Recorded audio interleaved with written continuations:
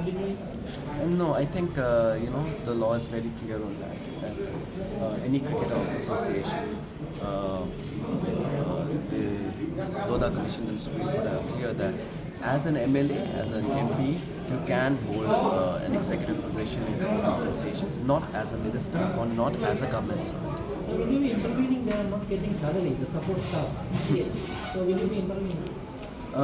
This is an internal matter of the MC. Of course, I don't shy away from the fact that there are problems. These are problems which have been going on for a very long time, legacy issues, and because of those kind of challenges and those kind of problems, that certain processes have come to a stop.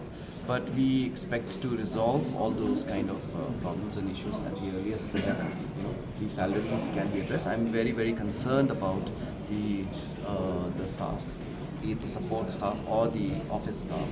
So we are trying very hard to ensure that we can resolve that at the earliest. There will be a commitment to the women cricketers because there has been no committee on sexual harassment in the cricket association. Correct. There has to be an internal committee for posh cases. So that I took over in the month of January, as you all know. So it's not been a very long time, but I'm very very aware of the situation and the lacunae and the loopholes that are there in the MCA. For example, we did not have an ombudsman for a good 2 years in the past.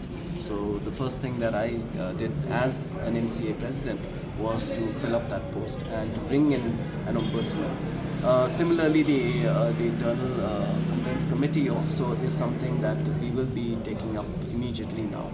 We are just waiting for the report to come from the Women's Commission. As and when that report is brought out, we will take appropriate steps to address the issues pertaining to the internal